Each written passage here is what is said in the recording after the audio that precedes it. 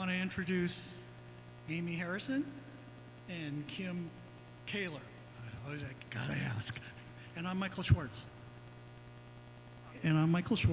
So our purpose with this project is to invite voters to vote.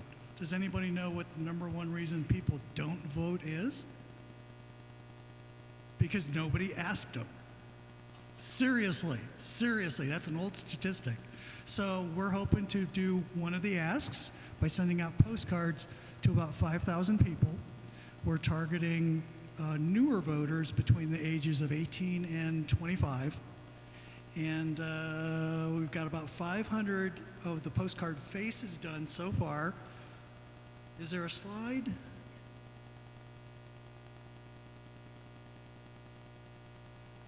Okay, and there's some examples of what we're doing. I've got one up here. We've got some, if you want to talk to us afterwards and see some more. So we're looking for people that are a little bit creative, like to draw pictures, sit with a group of people, commiserate, say, hey, did you hear about? It's a fun bunch of people to draw postcards with. If drawing is not your thing, we also do, we're going to be doing messaging on the back side of the cards, where the left-hand side will say, please stick this on your refrigerator or your bulletin board, and we'll have the early voting dates and the election date on it. And then at the bottom, it'll be something like, thank you for using your superpower of voting, and sign it to kind of personalize it. And I've had people in the past, when I've done this before, come to one of our postcard meetings and say, I was in somebody's house and I saw one of our postcards on their refrigerator. So it actually works. So we know it works. So if you want to volunteer, what we're going to do is we're going to put a QR code in probably the next newsletter, and you'll be able to click on or take a picture of that with your phone, go to the Signal group. Yeah, it's going to be a link into our Signal chat, and you can request to join the group, and that way you'll be notified of when things happen, when things change. But right now our routine is 10 to noon on Fridays at the Democrat headquarters here in Albuquerque on Silver. So. Anything, did I miss anything? Doing other things besides postcards, aren't you? That's true, yeah. We're doing, we're packing whistle kits for Ray Allen, for Ice Watch kits for around town. So we've got, what, 200 of those we've done so far? Okay, we're maybe going to do thousands, perhaps. So we also volunteer to do things like that as well, and there'll be other projects that come up that this group will also be able to help out with too. So if you'd like to join us and be creative, Claudia.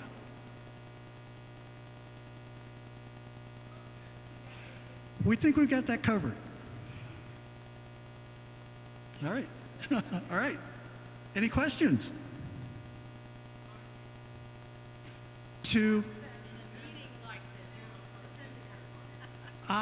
We have several different sources that we're looking at to draw address lists from.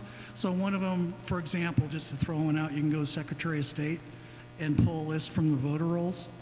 And there are other things around town where we can pull voter rolls.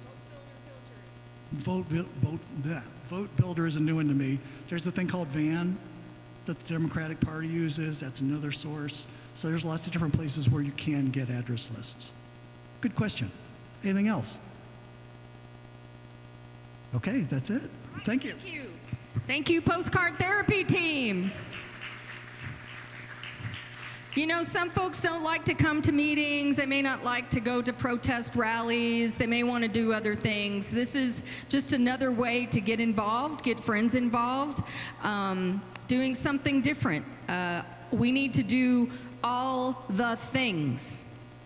You know, people often ask, what are we going to do about blah? All the things that we can do. Everything we can do. Thank you very much, Postcard Therapy team. Okay, Tig, next slide. All right, tonight we'll get to Chantal in just a minute. I forgot to edit this slide. Next week, we have gubernatorial candidate Sam Bregman, who's currently the district attorney for Bernalillo County. He'll be here. So looking forward to that. Next slide. Mr. Olivas. Eric. Then we get to you. Welcome Eric Olivas, one of our outstanding county commissioners, has some ideas. Thank you, Ray Ellen, and thank you, everybody. It's great to be back here at Indivisible, and I've been told that I've got to keep this pretty short, so I'm going to keep an eye on time here, so if I'm checking my phone, it's not that I'm trying to be somewhere else. So thank you again for welcoming me in here into your home, to your meeting tonight.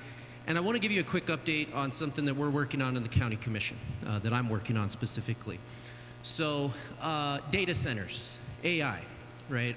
First of all, I'm just going to level with you how I feel about this technology.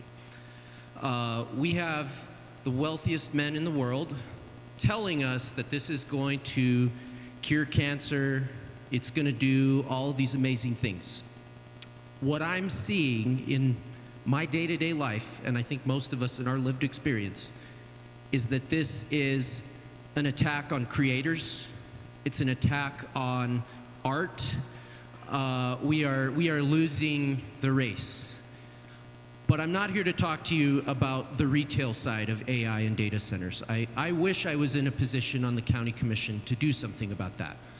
But we need real national leadership, and yeah, I don't think that's going to happen for a few years. Exactly. We'd be in a recession without this stuff, and that would not allow our orange dictator to go and bomb other countries willy-nilly if the S&P 500 was down instead of up.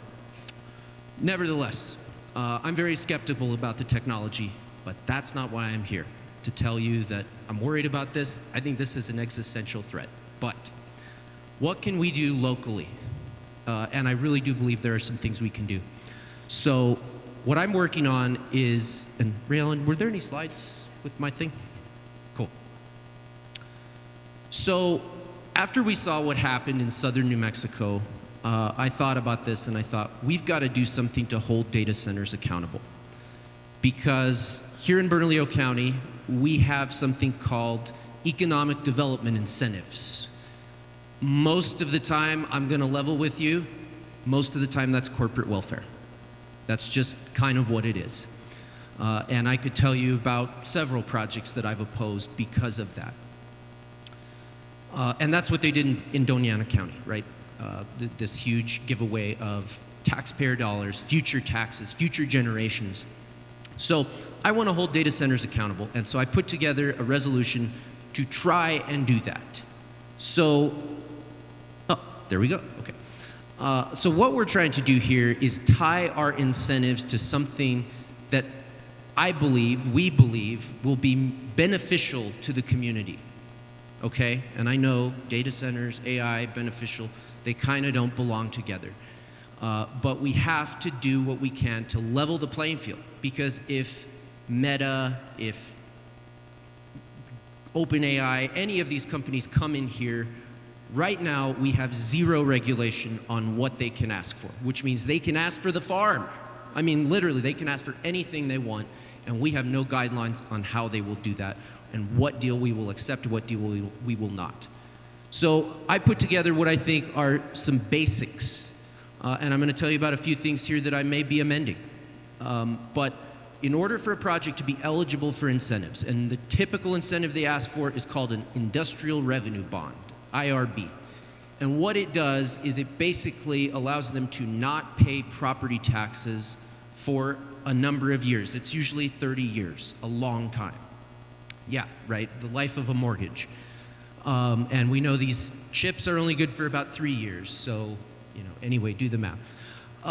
So in order for a project to be eligible, I am proposing they have at least 90% local construction hiring. And we're talking to our union partners to make sure that that's the right number. But, and I lead with jobs here, right? Because that's what they come in and tout. Oh, we're bringing jobs, you gotta do it. Okay, if you're gonna bring jobs, you better actually bring jobs to our community. You better be employing our construction workers, giving apprenticeships to our young people so that we're building a bench for the future. And you better be hiring permanent people from our community, because what we see in a lot of these projects is they're parachuting people in from around the country. They bring in their construction team and then they move them on to the next one. and they do the same thing with the permanent people. So if you're going to tell us that you're going to bring jobs to our community, do it. And they better be good jobs. $75,000 minimum wage. The language is actually a little bit more complicated than that. But we should not be subsidizing the biggest, wealthiest companies in the world with Medicaid and food stamps. 100% renewable energy when you turn the lights on, okay? Not in 30 years. So, basic. The next one I think is really important for all of us, right? Because we don't want to see our electric rates go through the roof. We have people on Social Security incomes, we have people on disability, we have families that are barely getting by. They should not be paying the electric rates for Meta, okay? So let's hold the rates stable. The way we do this is you either have a microgrid that is 100% renewable, no gas turbines. So you either have a microgrid, you're completely off the grid and they're paying for all of their own solar and transmission, or if you're going to hook up to PNM, you have an individualized contract, which means that you pay your own way. You pay the cost of your transmission lines, your solar panels, whatever is needed for that. The next one I'm looking at changing a little bit because we just saw today, or actually it was last week, the groundwater report that we saw. 52% of our groundwater is not being replenished. So we are in a very deep hole on so many things up here, climate, water, you name it. So I'm probably going to amend this to 120% because if they're going to actually benefit our community, we need to dig out of the hole, not just stay where we're at. So they need to offset 100% of their water usage, probably more than that when this is all said and done, and do it in a third-party verifiable way. So not just saying they're going to do it as we've heard elsewhere. And Ray Ellen has made a suggestion about closed-loop systems, and I'm going to look into that.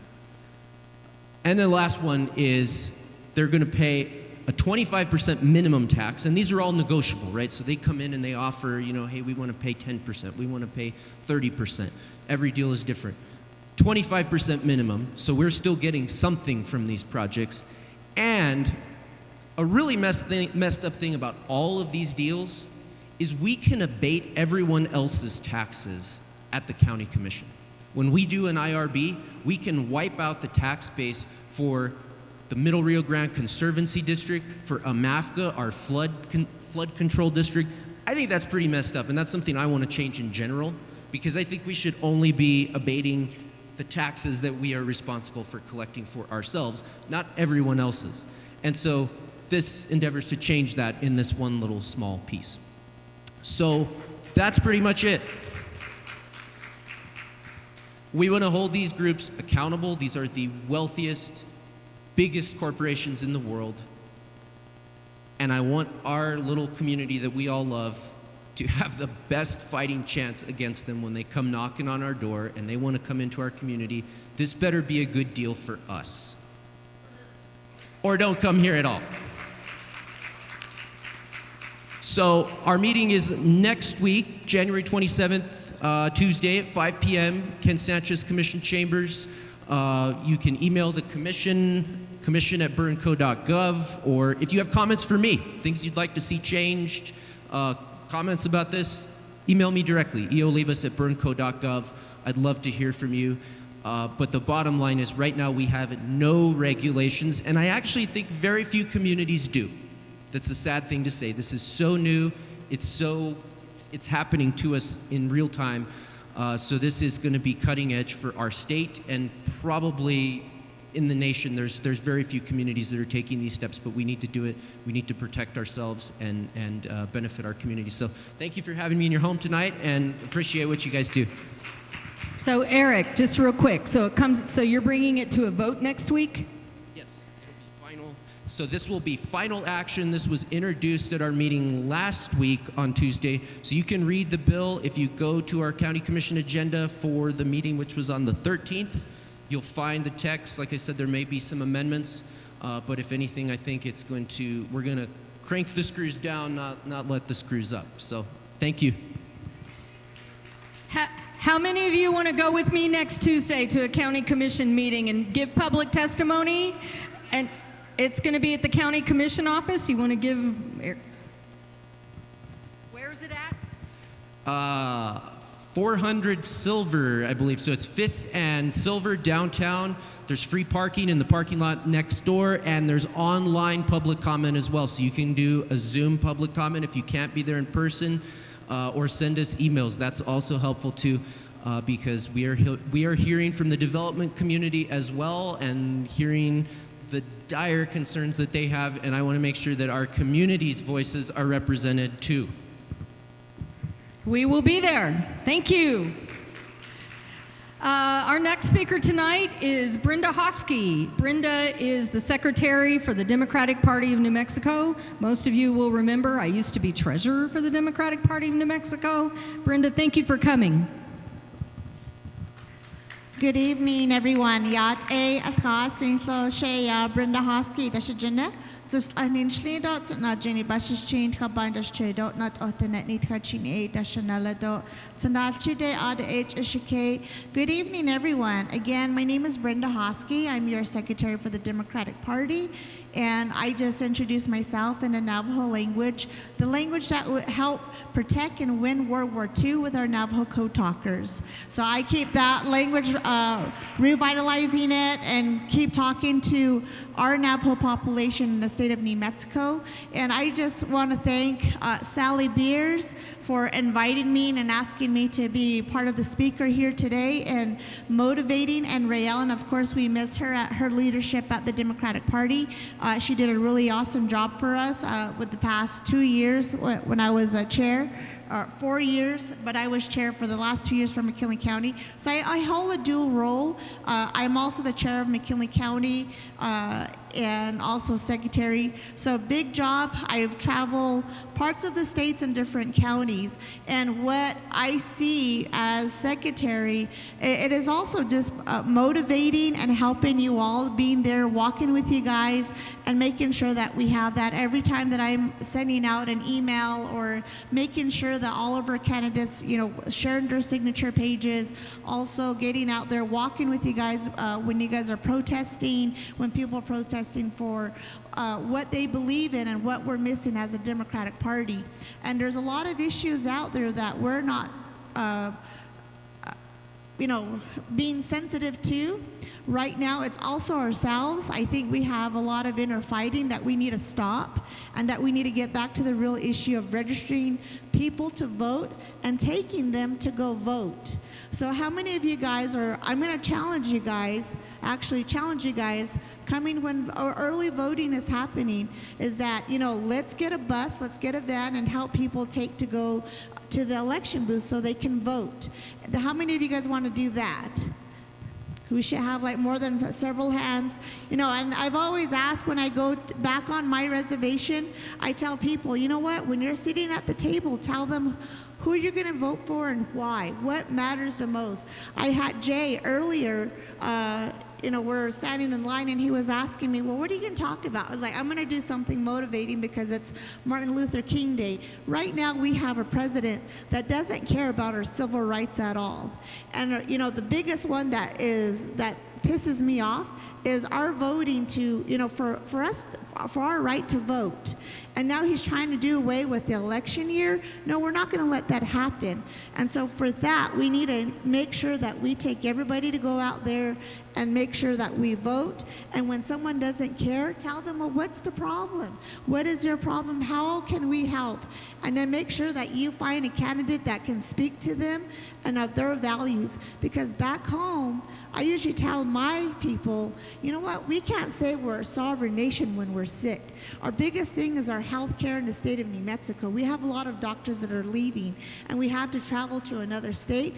I have to drive from Gallup to Albuquerque just to be seen.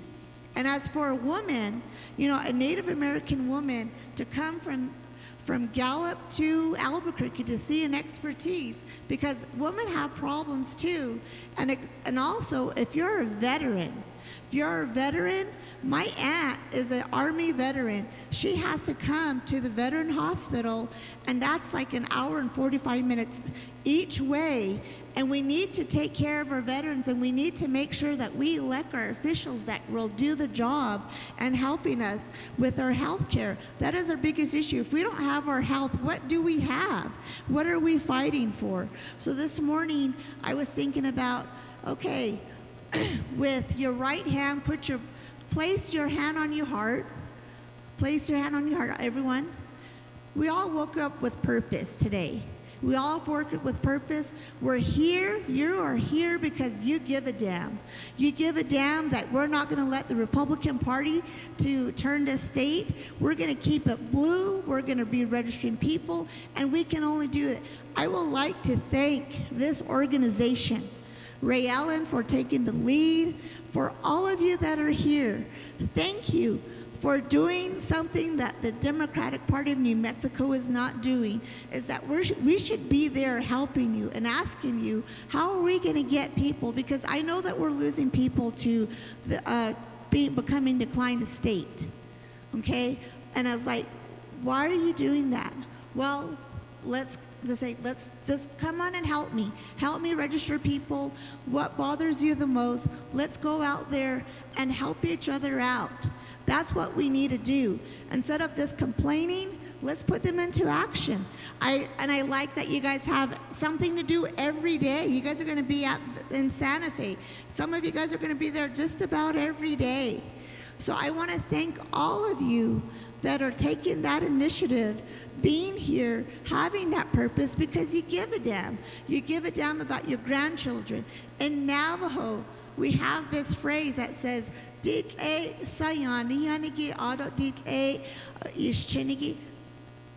people that are born today, people that have reached old age, everyone has purpose. And so back home, that's what we drive at. I'm a fire keeper. I keep the fire burning. When my grandfather and my grandparents left, there's one instruction: keep the fire going. So I'm going to instruct all of you, keep the fire going, keep that fire home, because back home, and what we're all looking at is our water, our land, what we breathe, and what we aspire to tell our officials to run for, to fight for when we're out there, and especially our health. So with that, I am with you. I'm standing with you. If you have any concerns, you can email me. I do have cards with me. I will be here until the end of when you guys are over. I will also be up in Santa Fe tomorrow, but you can reach me anytime. I'm also on Facebook, and however I can help. And I know that, we do have a chair, vice chairs, treasurer that we need to talk to, but you know what? I want to do something out of the ordinary, because I'm also a county party chair. It takes all of us in here to make it happen, because I can't do it alone. And I'm glad that Ray Allen is here. She's good with the numbers. You guys are good with numbers. You guys are out there and with the purpose. Remember, we all work up with purpose. And with Martin Luther King, with remembering him today, with our civil rights, let's fight for our civil rights, and making sure that, what part of that is our voting and our indigenous people. I learned with the past couple of months, there are 70,000 Navajos alone that live in Albuquerque. And how many of them are voting? How many of the ethnicity that we have? We are a big voting bloc, but as Melanie Stansberry says, that what's going on today, it is not normal. So let's help each other being out there. I would like to thank every one of you guys in here that you have somebody, you have an advocate, myself, that I have a fire burning in me to help you guys. And this is not going to be the last time that you're going to see me. You'll see me out there, but just knowing that I am doing as best as I can, doing my part, being out there, because I know what it takes. I know what it is to knock on doors. I like the idea that you guys have sending out postcards. We have a group called the Gallup Resistance Group in Gallup, over 100 strong. And I will tell them to connect with you guys to work together because they're out there protesting. They're out there making sure that, people know.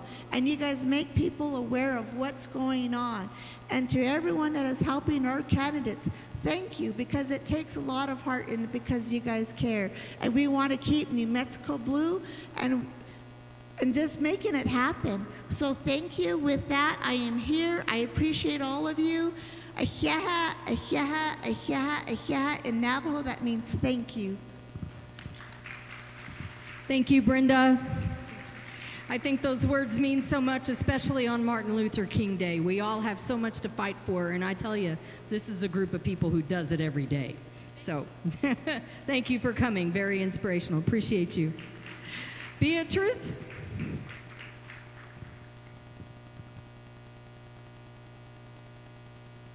And Chantal, you can come up. Markella! Come on. Markella, how are you? Here you go. Introduce yourself. Y'all can go ahead. Okay, thank you, sir. Yes. Okay, good evening, everyone. How are you doing today? Okay, my name is Beatrix Valencia, and I oversee the Office of Immigrant and Refugee Affairs at the City of Albuquerque. And I came today to share some information with you. So now I'm gonna give a little bit of space to Markella to talk about it. Good evening, everyone. I'm sure you guys have seen me before. Markella Clinton from the Mayor's Office. Thank you. I came to support Beatrice this evening and answer some of your questions, and hopefully we can be thorough and give you the right perspectives from the city, or at least be able to guide you to the place to get them. All right? Oh.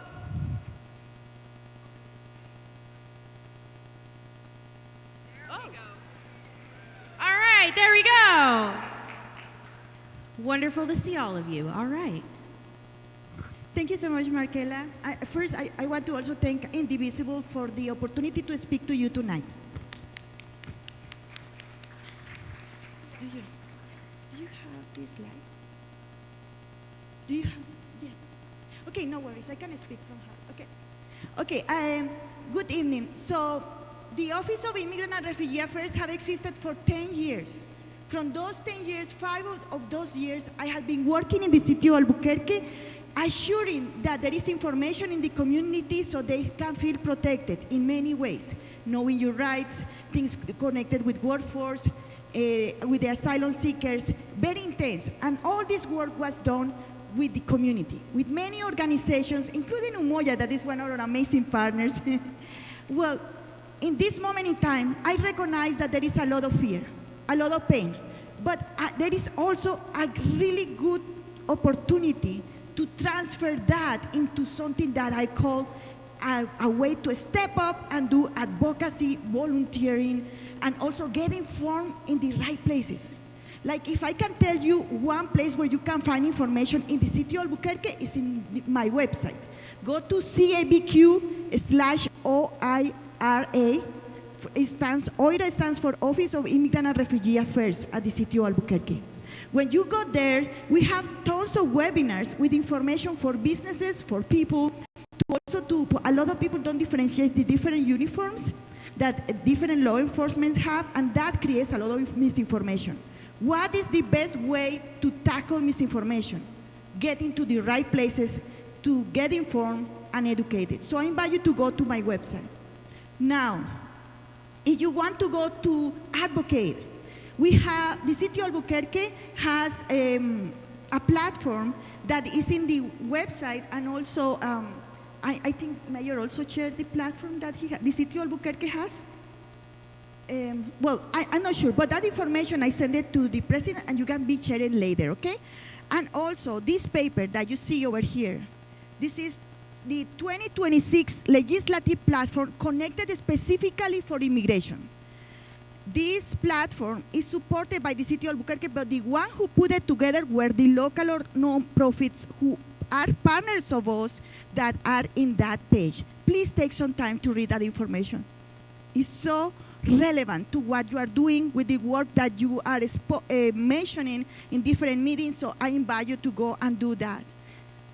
This is timely. If we don't do something, we don't have that dream that so much Martin Luther King mentioned in today's world that was many years ago. So I just telling you, please advocate. And if you want to volunteer, the city of Albuquerque has one Albuquerque volunteers. There are tons of nonprofits and other organizations that will give you the opportunity as well to help in any way that you can to these communities that so much need it. And thank you for all the work you do. And I see you in the legislature in a few days.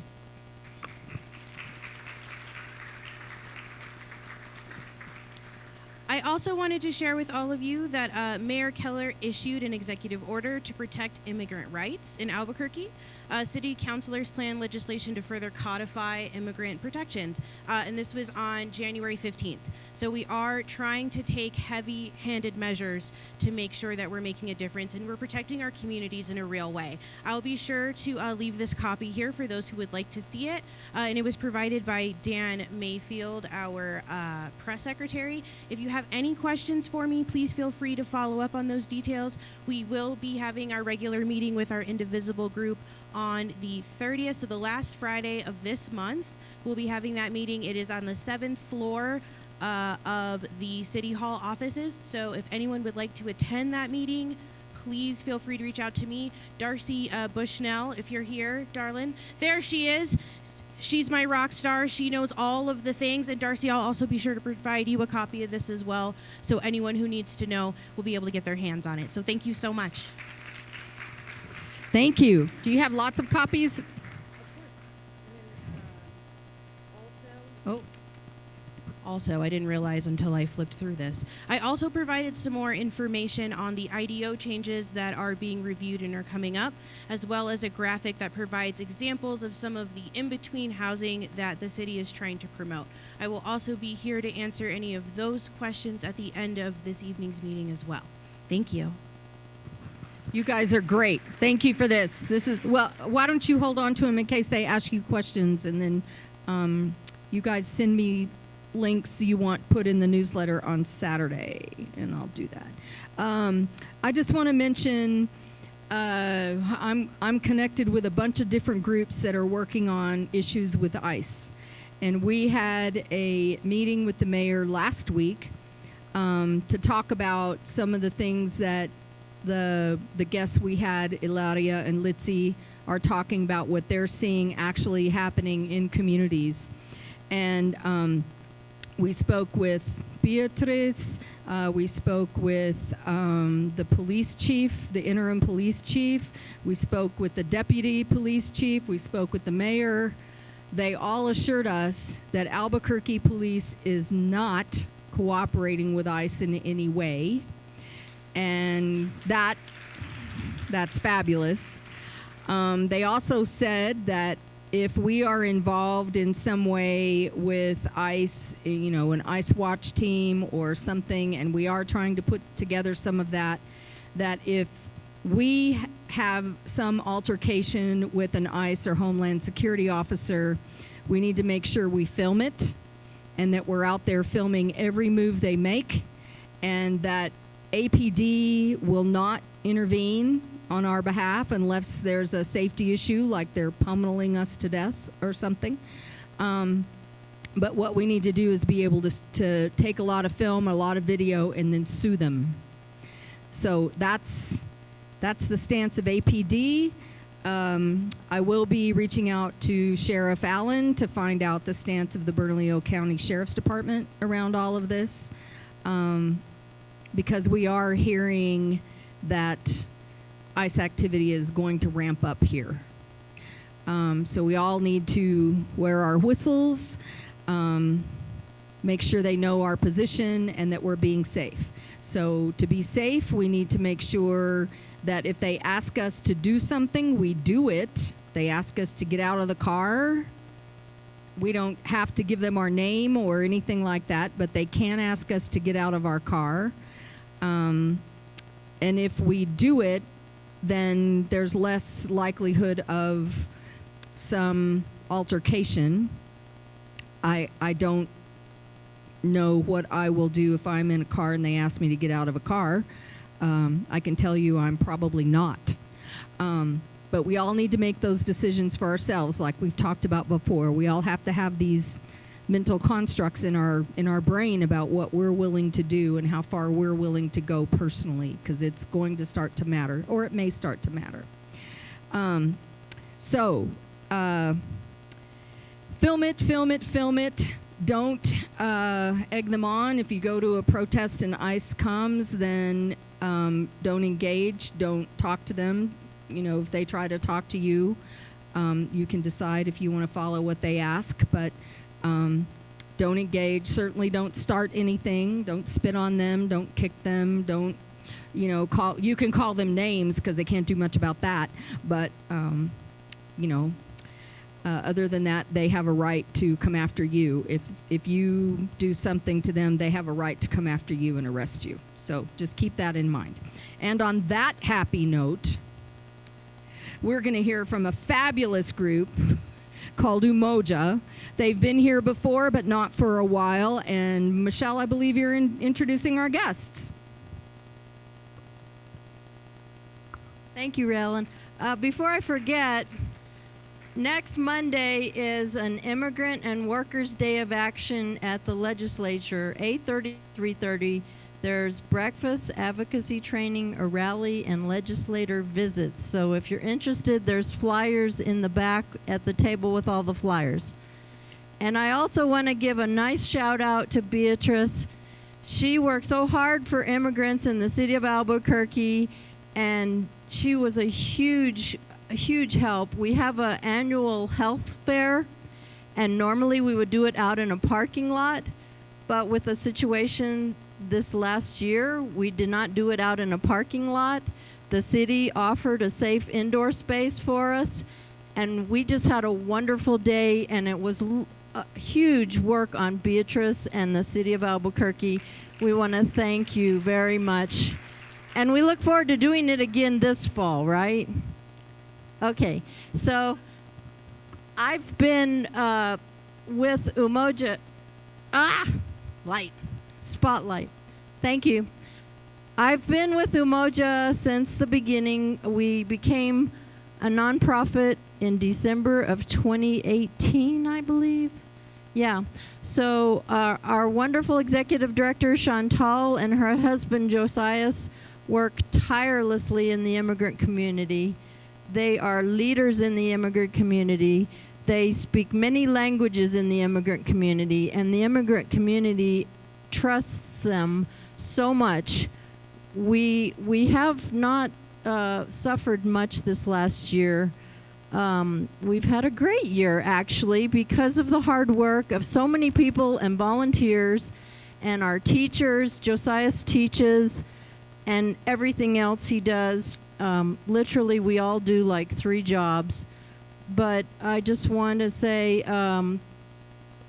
Debbie is our board president, and we have a teacher here tonight, and we just have a wonderful group of people. So it's so rewarding to work with these people and see the difference we make in the city of Albuquerque for immigrants. Chantal, do you want to go through the slides and tell everybody about UMOJA? Thank you, Michelle. Good evening. My name is Chantal Muhumure. I was born in Congo. Do we have a slide or just one slide? Okay, yes. Yes, I was born in Congo while I was 8 years old. My parents have to flee the country because of the civil war. I grew myself in Rwanda. That's where I met my husband.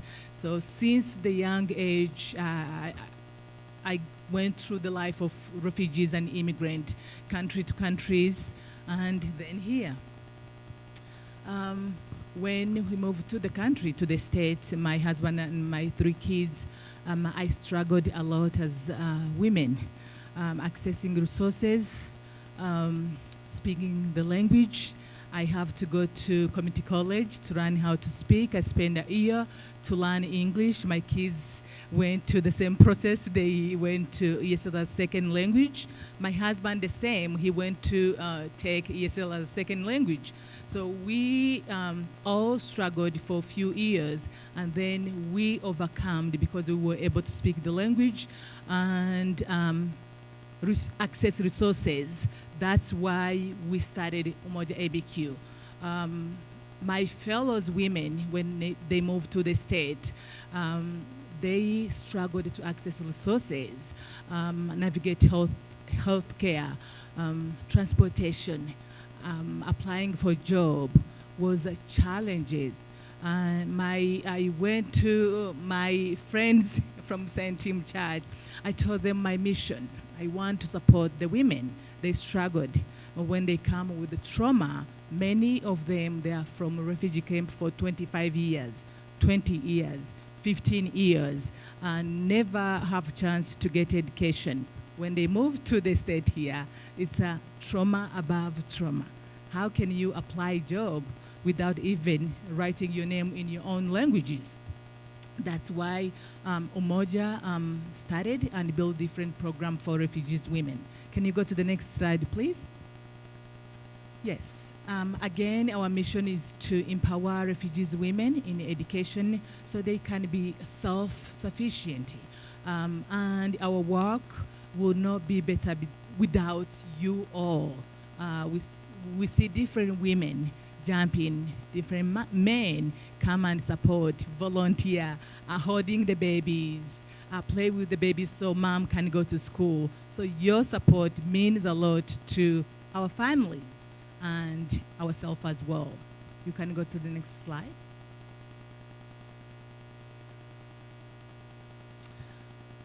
UMOJA ABQ has a different program, as I said. We have English as a second language. We have our beautiful teacher, Debbie Golden, here with us. She is amazing. You know how to teach 15 women who never went to school. She hold their hand and teach with the pencils how to write A, B, C, D, 1, 2, 3, 4. It's not easy work, but she has been doing it for so long since we started UMOJA. Thank you, Debbie.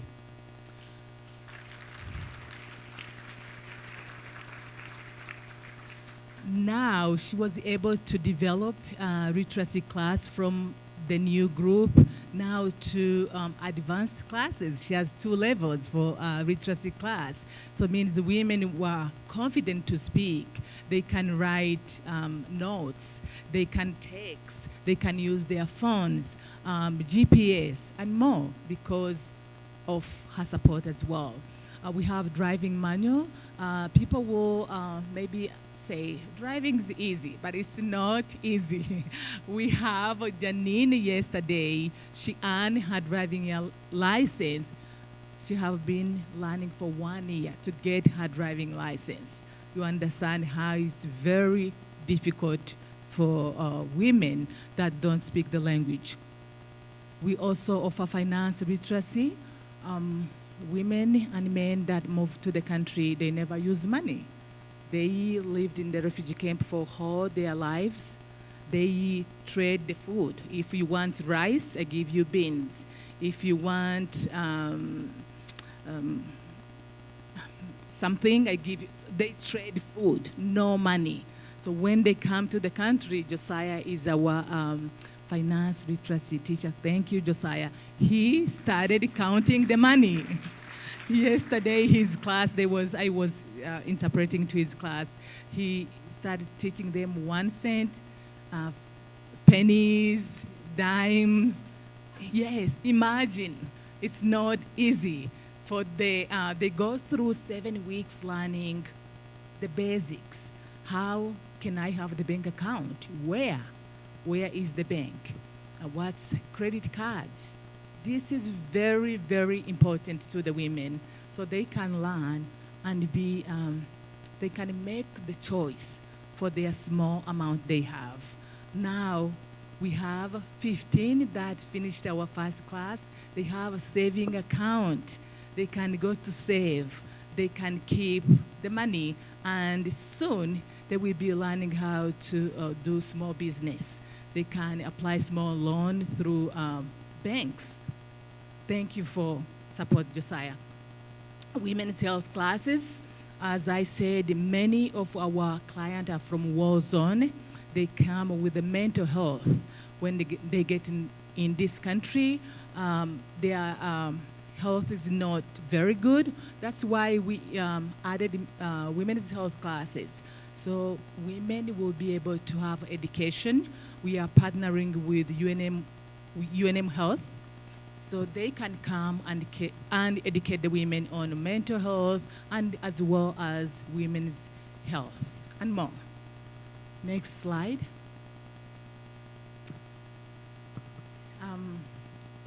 This was the graduation for Josiah's first class for the finance literacy. So Josiah, can you maybe explain how is your class? Thank you so much. My name is Josiah Gasita. I'm from DRC, Democratic Republic of Congo, and I have been here for more than 10 years. I'm very happy to support, to help with financial literacy. I did finance at University of Rwanda, and that's why I'm helping refugees to learn more about this.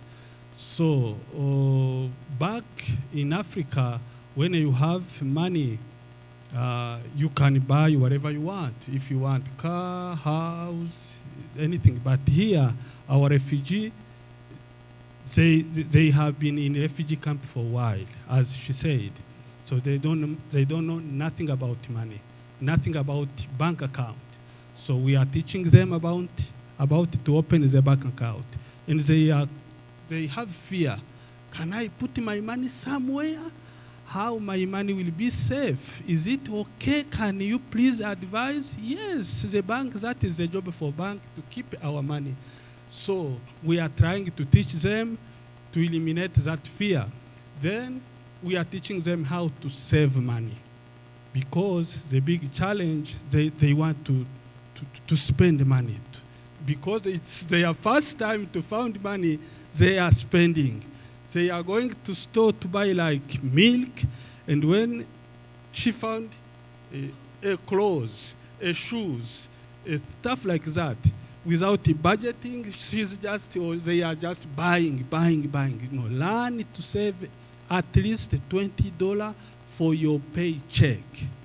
So we are teaching them how to pay taxes. This is the United States. It's a country for rules. We need to pay taxes. We have road, we have hospitals, we have schools, we have everything. We have security. So we need to pay taxes in order to continue to live safely in this country. So they are paying, and they are very happy to pay those taxes. So the big challenge is the credit. How to have the credit card. We are teaching them how to have the credit card and to build their credit score.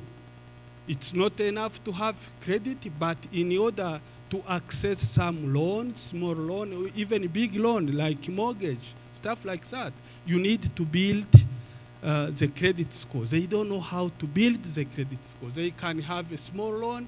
They don't remember when to pay. So, and their credit is going down. In order to go up, it's take long and long. So our community refugee, they are learning how to use finances, and they are very happy on how you are helping them as a state of New Mexico. From the day they are here, welcoming them with smile, with love, with compassion. So they are very happy. They feel like New Mexico is their second home. And they are very happy on the county, city, even individuals level, how you are helping them to be resettled, to be happy, and to feel home. So thank you so much for helping, and God bless you. You can go to the next slide. I think we are almost done. Debbie, do you want to explain the period cupboard? Yeah.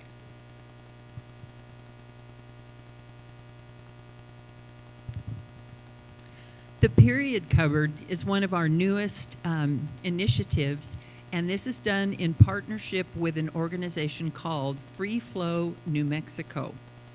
This group of women has made available here in Albuquerque, housed at St. Tim's through UMOJA, free period products for, I'm going to say 500 women for 3 months. And through our organization, we have women who visit St. Tim's location to pick up period products, but we also deliver to other nonprofits that are serving low-income families. We serve the kids at the Albuquerque International High School and other locations. So this is important because in so many of the societies where our clients have been raised, women are ostracized or not permitted to speak about feminine issues. And it's important for them to learn that there are sanitary products, expensive, yes, but through this program, they have access and are able to use feminine hygiene products productively and safely. And what it means for them is they won't miss work, they won't miss school, they'll get to participate fully in life in Albuquerque. So we're really excited to be able to offer that opportunity. You can go to the last slide. This is impact for the highlighted for 2025. We have opportunity for volunteering. If you want to volunteer, you can go to the website. We have classes every Tuesday and Thursday. The ESL teacher wants volunteer to support in her class as well. We have classes on Saturday from 9 to 12. If you want to get involved to help, you can register with us as well. If you have expertise to help as a board members, we will welcome you to come and move us up.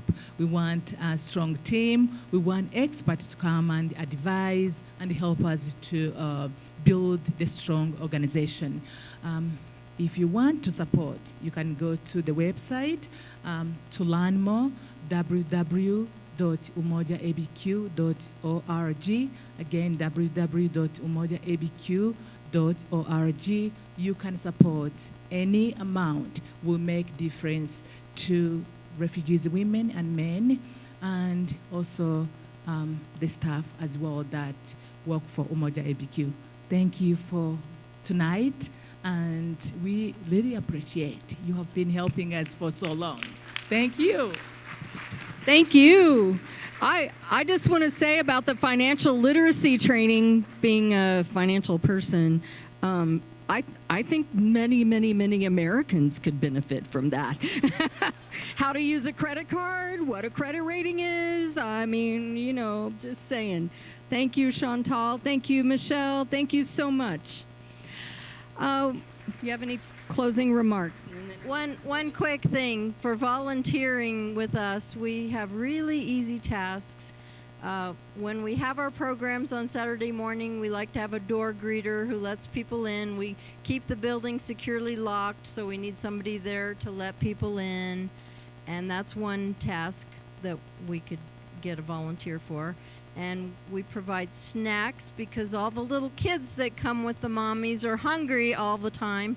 And so we ask a few people to make some snacks, and we have child care. So if you like to snuggle babies, they have the cutest babies and lots of little ones. There's lots of little ones to play with. So those are fun things. If you want to help, just let us know. Thank you. And thank you, Michelle, for being on the board all these years and supporting this outstanding group. Thank you so much. We were going to defer this to next week because we didn't think we had time, but we do. Oh, there's a question.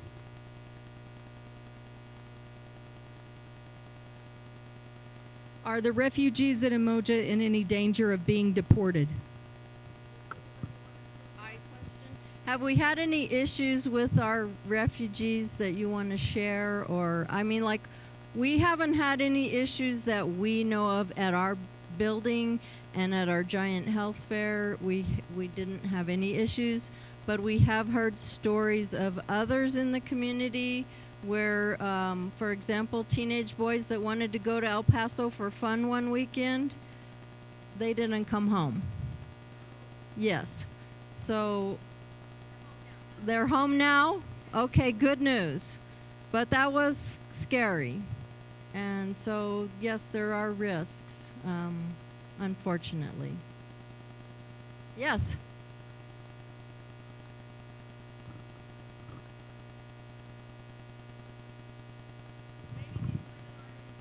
Well, this is true. I think Michelle's comment is that menstrual products are provided at APS schools.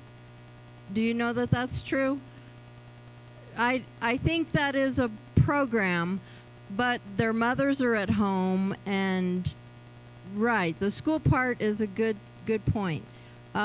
We also provide education on the proper use of the products, and some of the products we have are reusable, so they can wash them and reuse them, which I think is more culturally appropriate from where they come from. That's the type of products they use too.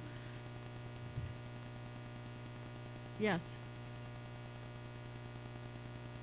So one of our members said the nurses get the pads, so you have to go see a nurse to get something.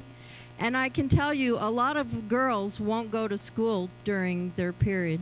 So it's a difficult it's a difficult situation, and with language barriers and fear right now in the community, we are trying to fill the void for those people. Okay. Thank you. Thank you. Any other questions for the UMOJA team? Okay. We're going to have Willie come up and give us a debrief on the meeting that was had this week with Senator Heinrich. Might have been last week, but thank you, Willie. So for those of you that don't know, we have a meeting every month with Senator Heinrich's team and with Melanie Stansbury's team. And there's new meetings going on with Senator Lujan's team, and with brand spanking new is with Raul Torres, our Attorney General's team. That just started like a week ago. So we're meeting as groups all around the state with all of these important people that help control our state and our lives. And Willie's going to give you an update on Senator Heinrich. Yes, we had we have a good meeting with Senator Heinrich every month, partially because Senator Heinrich's chief of staff in Washington is a really remarkable woman, and because of her, we get fairly frank discussions about what's going on, and she also values the meetings, which is really important. As Ray Ellen said, we're now having a meeting with Senator Lujan, which is run by Paul Durdak up in Santa Fe. And there's also a meeting with Representative Teresa Ledger Fernandez, which is run by a woman in San Juan County. I have not heard yet back from Patricia, but I hope to meet with her, who's the new campaign manager for Gabe Vasquez. So what we talked about is just a couple highlights. One, Senator Heinrich is part of a group which is called euphemistically the Fight Club, which is about 8 to 10 left-wing senators whose what their primary purpose is supporting insurgent candidates in certain Senate races against the Democratic incumbent, which is highly unusual in the Senate, to say the least, in any Democratic Party. For example, the only one I know for sure is there's a clam farmer or lobsterman in upstate Maine by the coast who is running against Governor Mills, who is the current Democratic governor of Maine, to replace, try to defeat Senator Collins. Governor Mills is in her mid to late 70s and is a fairly mainstream kind of Democratic candidate. This insurgent guy from the coast of Maine is certainly not. And so they are supporting him, for example, and they're, yes, they're Graham Plattner. Actually, I know where he's from. I go up there most every summer, so I don't know him, but I can tell you I know the neighborhood. That's for sure. So he's part of that group, and these are people that Schumer supports, and this group does not. So we encouraged him to keep doing that. We would like to see if we can break Schumer's hold on the Senate. And this is one way to do that. I've lost my minutes here. So the other thing we talked about is and if you read the paper, many of the things Trump does and makes press about don't work. For example, he cut all the wind projects on the East Coast, and the funding has been all restored from that by the courts. One thing I didn't plan is I have a short video of workers talking about the breaking up of that, and I was going to probably send it so we could show it, but we'll see about doing it next week. We talked about the latest CR, which is ending, and CR's continuing resolution. It's what they passed in the end of September, the end of September, to continue funding the government. Well, they didn't pass it till the end of October, but the government shutdown had to do with there was no funding for the government. And a CR allows the funding to continue at the same level without any new budget bills. And actually, both House and Senate have been working together. Many of the cuts which Trump promised would come, like to National Public Broadcasting, Planned Parenthood, et cetera, many have been restored. They've been slightly reduced, but they haven't been cut to zero. Most of those bills will pass. That Rebecca thinks. The one that will not is Homeland Security. She's fairly confident that will not pass. And whether there's a continuing resolution to fund that department at that level or no funding at all, is a shutdown of that department is unclear. But she's pretty confident that's not going to pass, at least in the current form it is now, which is good. We were glad to hear that. The last thing we talked about,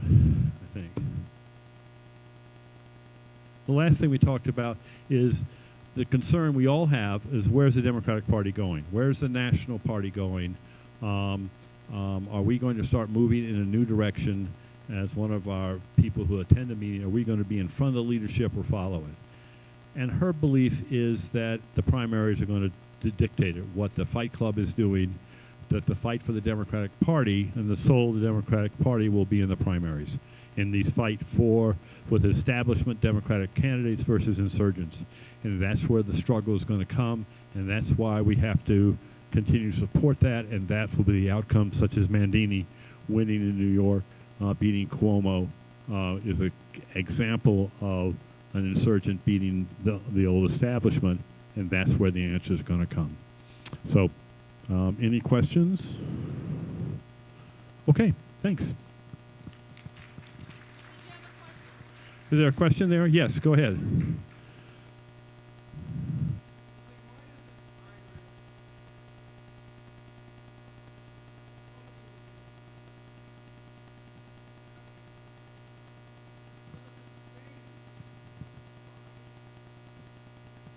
He actually is doing more.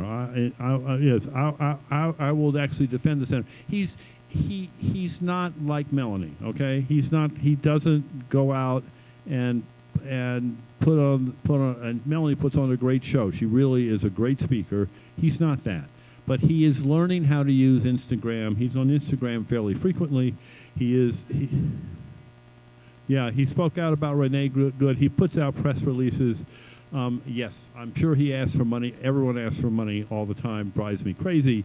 But he actually is coming out speaking more and more, certainly more than he did 2 years ago, okay?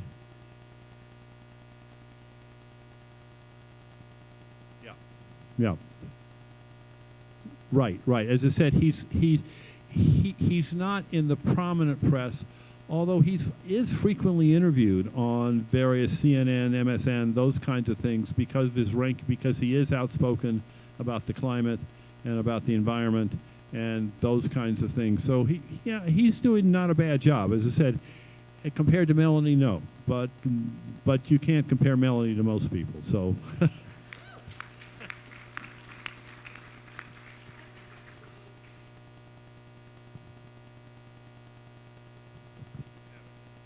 Okay, I've got a clip we'll show next week. We're going to end a little early tonight. You've got time to chat with our speakers who are all still here and waiting to chat with you. Take advantage of that. Buy another cocktail, buy another Diet Coke, whatever your fancy is. We will see you next week, and thank you for coming. Thank you, everybody.